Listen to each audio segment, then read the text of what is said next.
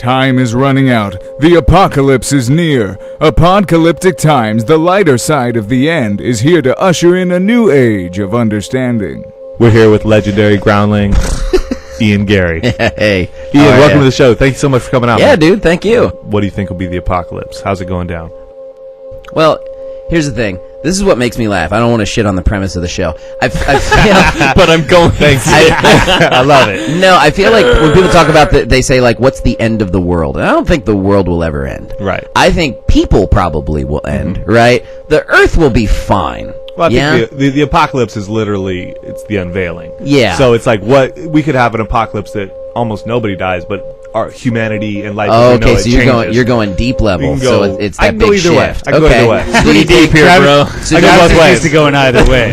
right. So it's like, so is that? Do you think that it already happened then? Because obviously the world didn't end, but was there a big shift? No. Lately, for the longest time, my theory was robots, like a robot singularity where technology will take over. But lately, with my research, I've decided on aliens. We're gonna have some kind of alien interaction. Man, you need to get my mom on the phone. Surfing the internet. Dude, that's not research. That's exactly what it is. It's called research. My mom listens to Coast to Coast religiously. Oh man, it's my girl. I love your mom already. George Norrie. Yeah. Yeah, she cannot get enough of it, and every time we're talking, she's like, "Well, you can say what you want, but last night on Coast to Coast." Yeah. Introducing the 73 Series hybrids from the cow. The highest yielding canola we've ever produced. With 6 new back-tested canola hybrids. Yeah, Monsanto. Regionally adapted, locally fired up. products. Extensively tested to perform in your area. It's our new threshold for technology and genetics. Seriously. And it's only available from DeKalb. That's right.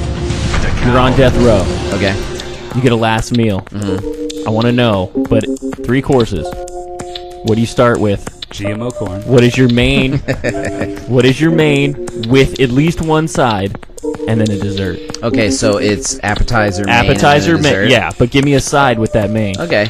This, and I will answer it in the exact way that you asked. I'll just give an aside, because, like, people think it's a cheat, but I legit would want a buffet. Like, I'm the guy that's like, I want a scoop of everything. Then you just have to tell me what everything is. Then. Yeah, so, like, for an appetizer, what are you starting with? maybe, like, a couple buffalo wings. Okay. Yeah. I'm into it. Right? I'm Just, into like, it. crispy and hot and awesome. Then, like, for like a main, it's such pathetically American fare. It's like at the end of the day, I love everything, but if it's that real, like, It's the last one, dude. This is it. this makes me feel good, like, all the way up my spine. Like, the my last spine thing your feels taste like it's buds glowing. get. Probably like ribs. Okay. Are you going beef or pork? I'm going pork. Pork ribs. Okay. Yeah. Baby Going- back. Yeah, I'm going some baby back style with just like some real good sauce on it, and then like a side. Maybe Monsanto corn. yeah, some Monsanto corn. Maybe some canola. Brought to you by Monsanto. Anything from DeKalb. You know what? You could give me like maybe collard greens. You could give me bold sweet choice. potatoes. You could give me like any kind of soul foodie side. Okay. Right? Interesting.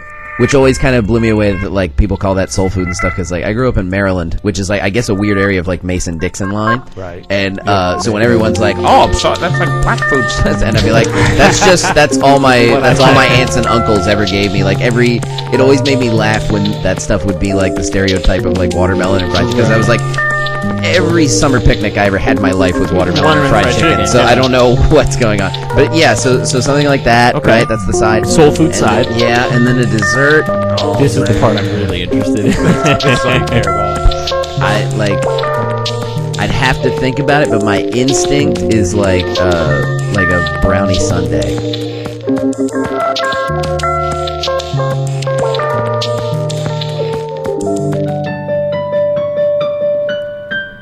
Now, a step down with David Duarte. So last weekend, Stone Temple Pilots played without Scott Weiland and at the K-Rock Weenie Roast, and instead used Chester Bennington from Linkin Park to fill in on lead vocals. To give you an analogy, that would be like if Pearl Jam were to play a show with Fred Durst whining about his thoughts arriving like butterflies and still calling themselves Pearl Jam. Alright, there's just no way Chester Bennington has done nearly enough speedballs to sing about flies in a Vaseline. I get it, Scott Weiland can't keep it together for 5 minutes, let alone for an hour set. But still, to call yourself Stone Temple Pilots? Come on now. Sure, plenty of bands have gone on to success after their lead singer departed.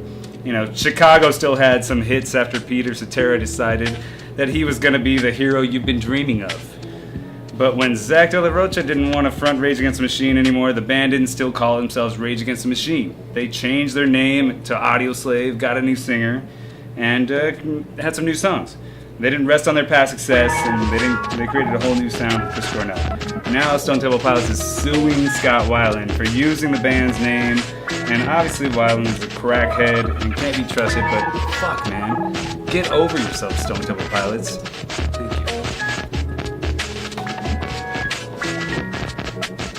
Thank you.